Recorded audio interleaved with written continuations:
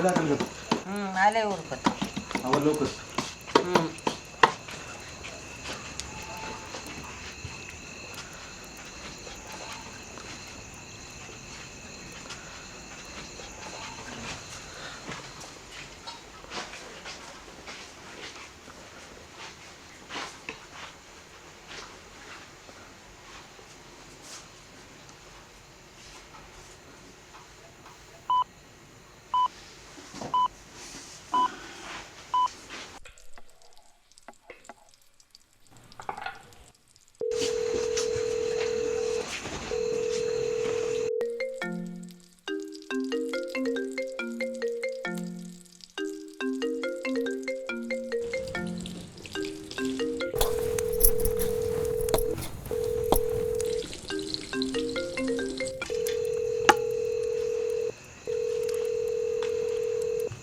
तुझं झालं की बाज जरा चलतंय.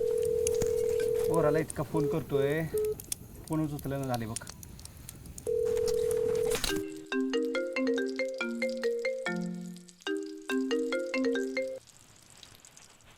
हॅलो. हॅलो हॅलो, बोला की आप्पा. आवाज येतोय का? येतोय आप्पा, बोला. अरे इतका का वेळ लावला फोन उचलायला? काय नाही, जरा कामात होतो. नानी कुठं आहे? काय करते? हाय की हिथंच, भाकरी थापती या. द्या बरं. बोल. कसा आहे बाबा, बरा आहे का? हा, बरं आहे नानी. काय नाही नानी, तू कशी आहे? तुझं काय चाललंय तिकडं? दमानं बाबा, भाजन. आकाश, हा आप्पा.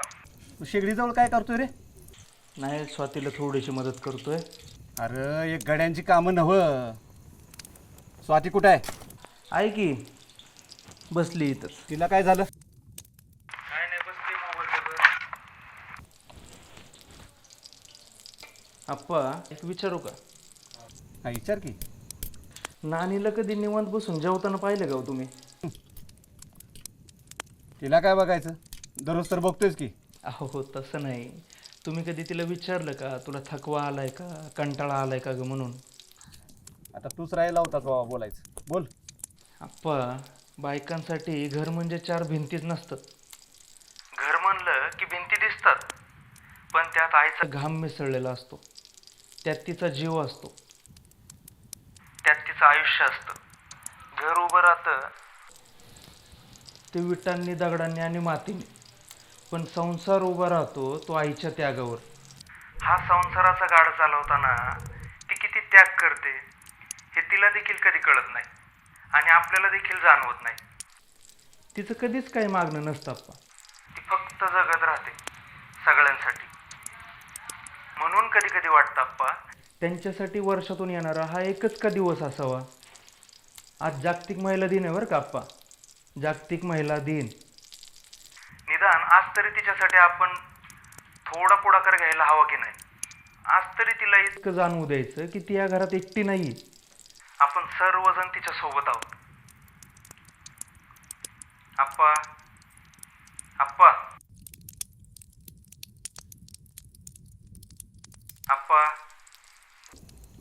स्वातीची काळजी घे. ठेवू का?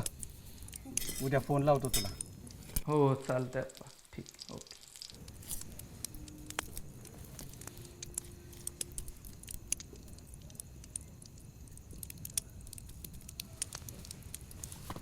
हे आणि इकडे म्या भाकरी बनवतो.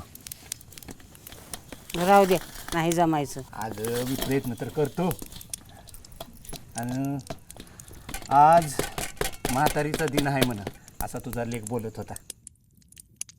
हे कसं करायचं ग? हे असं